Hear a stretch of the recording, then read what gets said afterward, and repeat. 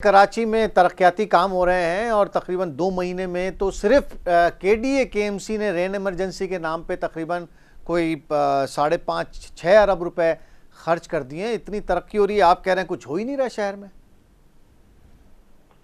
जनाब, जब बारिश हुई थी उस वक्त कोई इमरजेंसी नहीं थी। आज बारिश को हुए कुछ 6 से 8 महीने हो गए। मुझे तो पूरे शहर के अंदर ऐसा कोई तरक्याती काम होता हुआ नजर नहीं आ रहा है। अच्छा। अगर हो रहा है तो हुकूमत उसकी पूरी रिपोर्ट दे। देखें, ये सब तरीकेकार होते हैं और उन तरीकों का इस्तेमाल करके सिस्टम चलाया जाता है। अरबों रुपए जो है अवाम के, आपके, मेरे, हम सब के इसी तरह के टैक्स पेयर्स के पैसे जो है जाया कर दिए जाते हैं। हालात इनके ये हैं कि इन्होंने क्लिक का प्रोग्राम भी चलाया है जिसके जरिए वर्ल्ड बैंक से पैसा सूद पे लिया हुआ। और कर रहे क्या है उसमें, वो कहते हैं कि पेवर्स लगा रहे हैं मेन रोड के ऊपर।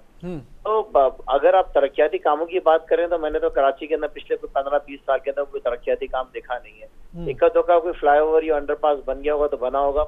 उसके अलावा आप खुद जानते हैं कि इस वक्त कराची के अंदर ट्रैफिक 3 अहम आदमी है खुर्रम साहब, 3 अहम आदमी हैं जो इस वक्त शहर की तरक्की के लिए दिन रात लगाए हुए हैं। उसमें सबसे पहले डीजी केडीए हैं मोहम्मद अली शाह साहब, फिर डीजी केएमसी हैं टेक्निकल अजहर शाह साहब, और फिर एक हैं सिंध बिल्डिंग कंट्रोल अथॉरिटी के डीजी इसहाक खोड़ो साहब। दिन रात मेहनत कर रहे हैं वो इस शहर की तरक्की के लिए। देखिए, मैं तो मीडिया को खिराज तहसीन पेश करता हूँ, आपका शुक्रिया अदा करता हूँ इस तरह की चीजों का आप हाईलाइट करते हैं।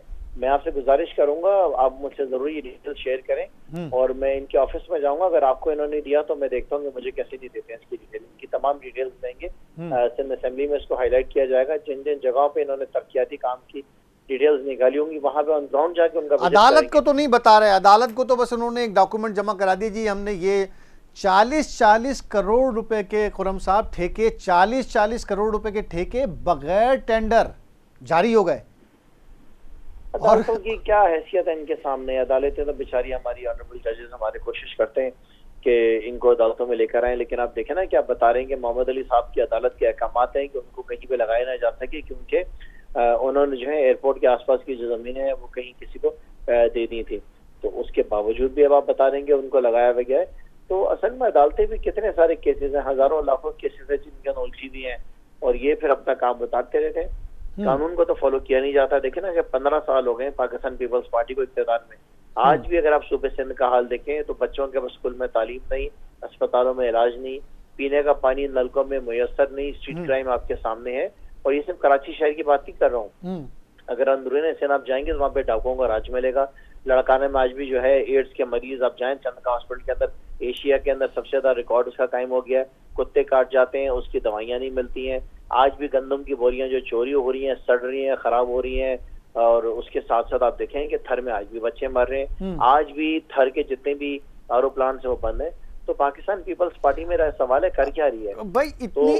इतना जदीद शहर है खुर्रम साहब, आपको नजर आता है यहाँ कोई इंक्रोचमेंट रुकी है और सिंध बिल्डिंग कंट्रोल अथॉरिटी कहीं नजर आ रही है? किस हर देखिए, पहले सिस्टम चला करते थे बड़े बड़े कामों में जहाँ पे करोड़ों रुपए आते थे।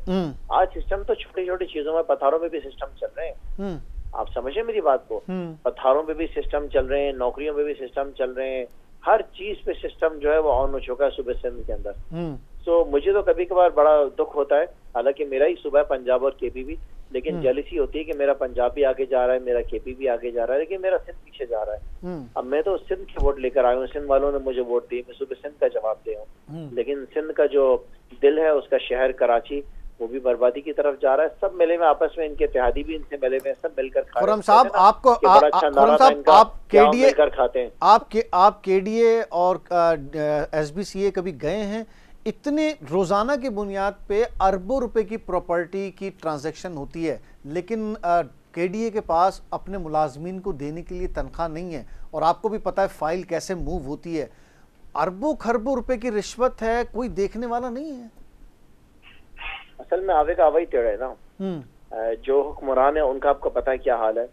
जब हुक्मरान ऐसे होंगे, देखें याद रखें कि घर में जब बड़े जैसे होते हैं, जैसे वालिदैन होते हैं, जैसी तरबियत होती है, वैसे ही बच्चे जो हैं आगे जिंदगी में लेके चलते हैं। अब जिन सियासी जमातों की लीडरान जो है मिस्टर 10% के नाम से पहचाने जाते थे, जो कि आज पता नहीं 60-70% पे हो गए, तो ऐसे पार्टी के एमपीएस कैसे होंगे, एमएनएस कैसे होंगे, मिनिस्टर्स कैसे होंगे, वर्कर्स कैसे होंगे, ये पूरा जो सिलसिला है ऊपर से लेके नीचे तक सब माल बनाने में लगा हुआ है। किसी को गर्ज नहीं है कि हराम खा रहे हैं, हलाल खा रहे हैं, आवाम का मुल्क का पैसा खा रहे हैं, बस चलना चाहिए सिलसिला, पेट भरना चाहिए अपना।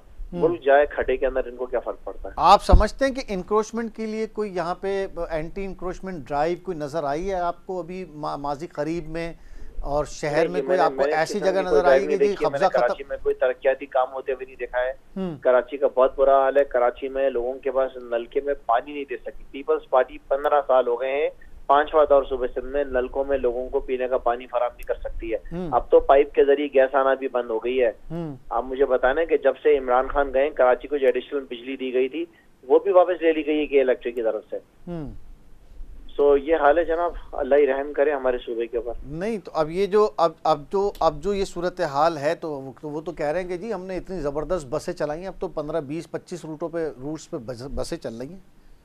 नहीं, आज भी पूरे शहर में चिंची रिक्शे चल रहे हैं। आज भी शहर में बसों की छतों के ऊपर लोग सफर कर रहे हैं। कराची शहर है, 2 से 2.25 करोड़ 2.5 करोड़ की आबादी है। उसके लिए अगर 40-50 बसें आ जाए तो मसला हल नहीं हो जाता है। ये तो खाली कॉस्मेटिक जो है ना, चेंजेस लेकर आने से कुछ नहीं होगा। आपको ये जो रेन इमरजेंसी की ये जो अखराजात की तफसीलात हैं, ये कोई उसमें असेंबली इसमें पेश नहीं की जाती कि जी हमने अरबों रुपए लगा दिए हैं कराची नहीं, कुछ इल्म नहीं इसके बारे में असेंबली में पेश किया गया। मैं आपसे गुजारिश करूंगा कि आप मुझसे शेयर करें, और मेरी जिम्मेदारी मैं आपके टीवी चैनल को फिर जवाब दूं कि उसके ऊपर मैंने क्या काम किया।